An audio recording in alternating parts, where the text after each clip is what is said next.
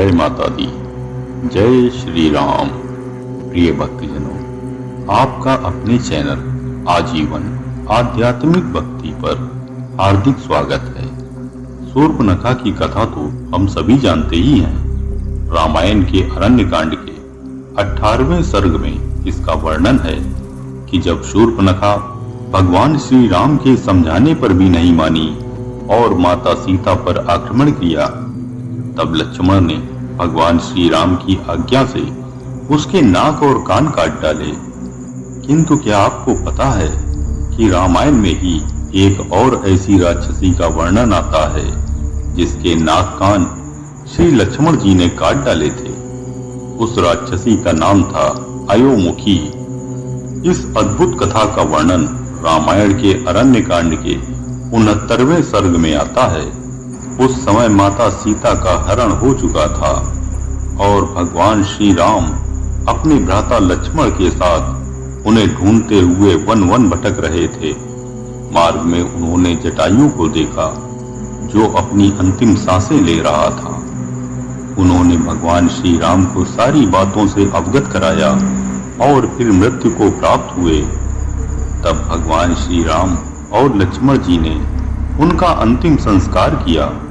इसके बाद वे माता सीता की खोज में पश्चिम दिशा की ओर गए और दोनों चलते चलते गहन वन में चले गए, जहां किसी प्राणी का आना जाना नहीं होता था। जो वन जन स्थान अर्थात जहां भगवान श्री राम रहा करते थे, वहां से 3 कोस दूर था और उस वन का नाम था क्रौंचार्यण। वो वन देखने में बड़ा सुंदर था और उसमें कई पशु पक्षी निवास करते थे, किंतु कोई मनुष्य वहां नहीं आता था। उन दोनों ने माता सीता को उस वन में खोजा, पर वे उन्हें वहां नहीं मिली। तब वे उस वन से निकलकर मतंग मुनि के आश्रम के पास पहुंचे। वहां दोनों भाइयों ने एक विचित्र गुफा देखी जो पाताल के समान गहरी थी और उसमें पूर्ण अंधकार फैला हुआ था। उन्होंने सोचा कि माता सीता कदाचित वहां हों, इसलिए वे उस गुफा के निकट गए। वहां उन्होंने एक विशालकाय राक्षसी को देखा जो विकट रूप वाली और डरावनी थी। उस राक्षसी का मुख बड़ा विशाल था जिसे देखकर घृणा आती थी। कोई भी जीव जंतु उसके भय से उसके निकट नहीं आता था, क्योंकि वो उन्हें पकड़कर खा जाती थी। जब उस राक्षसी ने उन दोनों भाइयों को निकट आते देखा तो लक्ष्मण जी के रूप को देखकर वो उन पर मोहित हो गई।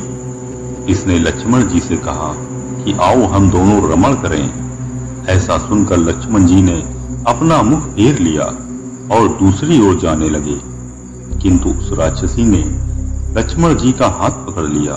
फिर उसने लक्ष्मण जी को अपनी भुजाओं में कस लिया और बोली, मेरा नाम अयोमुखी है, मेरा मन तुम्हारे प्रति आसक्त है।